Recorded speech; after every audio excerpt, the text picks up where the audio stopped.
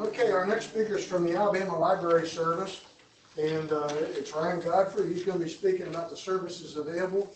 I wish I knew about this when I was working on my master's degree. I could have had him and his library help me with my research with a lot of things that I had to do in the longhand. And not only that, but when you think of library, what do you think of? You think of books, okay? But he's got a handout here. Everybody can take one with him, where the library service is promoting ideas, inspiration, and information.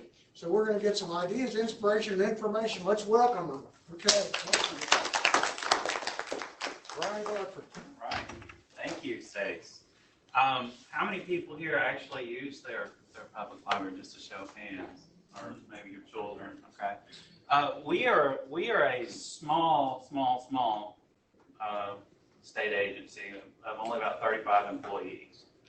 But our main purpose in doing that is actually assuring that the local public libraries in your areas get adequate funding, and we do that by distributing state aid, and we also distribute the LSTA federal funds to the public libraries in your area to make sure that they're running efficiently, and that's actually the main purpose of our agency. But in that, you'll also find that we do offer traditional library services to state employees. Unfortunately, with COVID, things are a little bit different now, but on a typical day, we offer reference services in person. We do still offer services by phone. We have a circulating library, and in that circulating library of materials, we also offer study guides for advancement in your career track. If you're looking for promotion, we have promotional materials to study for the appropriate tests. We offer interlibrary loans, and we do traditional things that any typical library would do, like scanning, color copying, printing, that kind of public library service. And we also have libraries in the building, or computers in the library for public use. We also have a meeting space, a large meeting space. And our building right now is under renovation, so this part's closed until about September, and we decided that with COVID that it will be closed until this is passed too. But we have a large meeting room that'll seat about 300 people, and it's free of use. So if you just want to call and contact us and reserve that space, it'll be open eventually. It's not open right now. But there's information for that. We have a large conference space, a small conference space, computer labs for training, small private rooms, and they're all updated with appropriate technology for video conferencing. And there's contact information. You can reach out to Vanessa Carr if you're interested in scheduling one of or reserving one of our spaces. One of the things that we've really pushed, especially with COVID, are our digital services, our online services, and one of the really big things was tutoring services. With school shut down starting in March,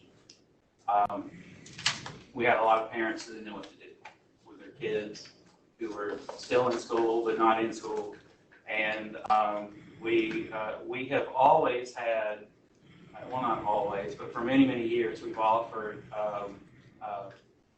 Learning Express, Homework Alabama, Tutoring.com, tutoring assistance for kids. And the really cool thing about the coronavirus experience, as awful as it was, it gave us an opportunity to really reach out to the community and let them know about these services. And all throughout the month of March and into April, we had our public library director was on WSFA, on several of the stations in Huntsville and a couple in Birmingham too, just talking about these tutoring services that we offer through Homework Alabama.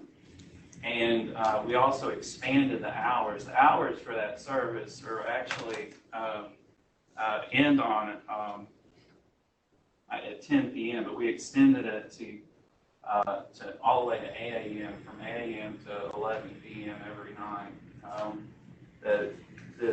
that these tutoring services were available. So that was a really good thing that we were able to push with the terrible circumstances that we all face. Homework Alabama is brought to you by APLS. That's us, Alabama Public Library Service, and we use federal funds to pay for it.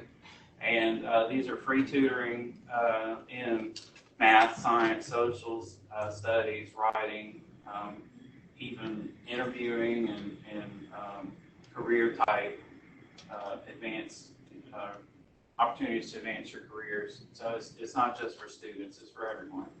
And I believe there are more than 60 different subjects that are topics that they have tutoring services for. And they're live tutors, they're screened experts. They include teachers, professors, grad students, professionals in the respective fields who know what they're talking about. It's not just computer. And the typical hours for that are from 3 p.m. to 10. And they also have a skills research library that's available 24/7. So homework assistance is available even if your teacher is out of pocket. So that's a good thing to keep in mind, especially with the school year is ramping up to start again. And I just saw this morning that Montgomery, at least, Montgomery Public Schools are going to be back to a virtual only option for at least the first 9 weeks. The Learning Express Library is another digital service that we offer that offers materials to all ages and skill levels, practice tests, exercises. It's another kind of a learn at your own pace thing that's similar to the Homework Alabama. They offer services from kindergarten through college, materials to improve your skills from literacy to mathematics. They also have college prep services for ACT and SAT studies. So if you're trying to maybe get into college or get your kids into college, that's a good resource to keep in mind. And they also have career help with that Learning Express too. Some of the other things that we offer, we have a Ancestry.com. I'm sure everyone knows about it, but did you know that you can get it for free through your library? You don't have to pay for it. That's something that a lot of people don't know about. And actually now, for at least the next week, it's available everywhere. It's not just available in the libraries, but we opened it up to everyone in the state, where you can get it in your home because of coronavirus and the fact that the libraries were closed. But it's going to expire July 31st, but there is a way to gain access to Ancestry if you want to do genealogy research on your own personal computer. And after July 31st, you can still get to it by getting to your local public library. The same thing is for Chilton Library. Car manuals, and if you're interested in cars or interested in repairing your own car, all of the old manuals that used to be in print are no longer in print, but they still update those manuals, and they're updated electronically, and you can access them on your phone even if you're a shade tree mechanic working on your car and you need a little bit of help with it. You can go to the Chilton Library and look that information up to try to repair your car for cheaper than the mechanic might charge you. The MERT manuals are a digital database for medical professionals, and those are also available to you. It's a digital service that we provide. In our building, in addition to services for state employees, we maintain the library for the blind and physically handicapped. And these are audiobooks that we send out to people who are visually impaired or people with physical disabilities that prevents them from either holding the book or reading the book. I mean, the actual physical ability to turn pages is something that some people are unable to do, and they can receive reading materials through the mail, like audiobooks typically, but we also have materials that are in Braille, and we send those out through the mail to everyone in the state who needs those.